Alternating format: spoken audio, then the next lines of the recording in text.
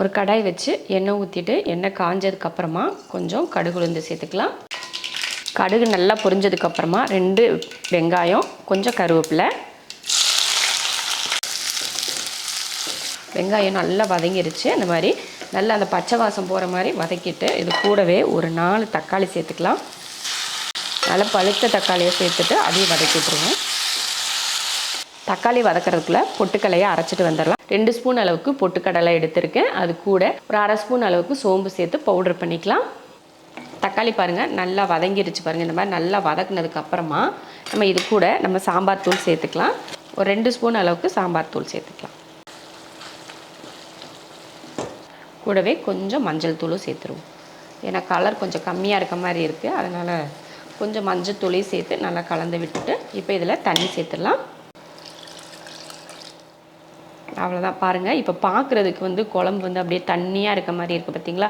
அதுக்காக தான் நம்ம பருப்பெல்லாம் போடாமல் ஒரு சாம்பார் டேஸ்ட்டில் ஒன்று செய்யணும் அப்படின்னா இந்த மாதிரி பொட்டுக்கல்லையை பவுட்ரு பண்ணி சேர்த்துக்கிட்டால் நமக்கு சாம்பார் மாதிரியே இருக்கும். நான் பவுட்ரு பண்ணி எடுத்திருக்கேன் பொட்டுக்கல்லையை. இதில் தண்ணி ஊற்றி கலந்துக்கலாம். குருணையாக இல்லாமல் நல்லா வலுவலுப்பாக அரைச்சி எடுத்துக்கோங்க. எடுத்துகிட்டு இந்த மாதிரி தண்ணியை ஊற்றி கலந்துக்கிற வேண்டியதான். அரைச்சி வச்சுருக்க பொட்டுக்கல்லையை கரைச்சிருக்கோம் இல்லையா, அதையும் சேர்த்துடலாம்.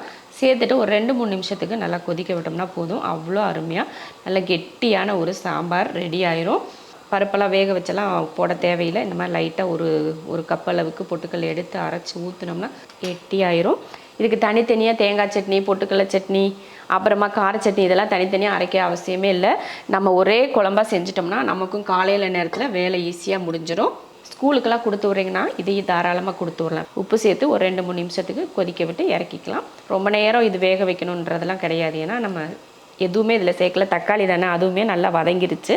இந்த பொட்டுக்கல்லை ஊற்றினோம் இல்லையா, அதுக்காக மட்டும் ஒரு 2 நிமிஷத்துக்கு அப்படியே கொதிக்க விட்டு இறக்குனா போதும். நல்லா கொதிக்க ஆரம்பிச்சிருச்சு பாருங்கள். எப்படி நீ இறக்கிறது தான். இதுக்கு மேலே ரொம்ப நேரம்லாம் இது கொதிக்கணும் இல்லை. ஏன்னா இதில் வேகிறதுக்கு ஒன்றுமே இல்லை. அதனால் அந்த பச்சை வாசத்துக்காக மட்டும்தான் நம்ம ஒரு 2-3 நிமிஷத்துக்கு இந்த மாதிரி கொதிக்க வைக்கிறது. இறக்க போகிறதுக்கு முன்னாடி கொஞ்சம் மல்லித்தலையை தூவிட்டு கலந்து விட்டு இப்போ அடுப்பை ஆஃப் பண்ணிடலாம். சூப்பராக இருக்கும் பாருங்கள். நல்ல ரோட்டு கடைகளெல்லாம் பார்த்தீங்கன்னா ஒரு சாம்பார் ஒன்று வச்சுருப்பாங்க. அது இந்த குழம்பு தான். அவங்களோட ரகசியமே பொட்டுக்கல்லையை அரைச்சி ஊற்றுறது தான். ரொம்ப நல்லா இருக்குன்ட்டு நம்ம வாங்கி ஊற்றி சாப்பிடுவோம் பார்த்தீங்களா. கார சட்னி, தேங்காய் சட்னி, சாம்பார், காரக்குழம்பு, புளிக்குழம்பு என்ன வேணாலும் நீங்கள் இட்லிக்கு செஞ்சுக்கோங்க. ஆனால் இந்த ஒரு குழம்பு மட்டும் செஞ்சிட்டிங்கன்னா மற்ற எந்த குழம்பு செய்கிற வேலையும் உங்களுக்கு மிச்சமாயிரும்.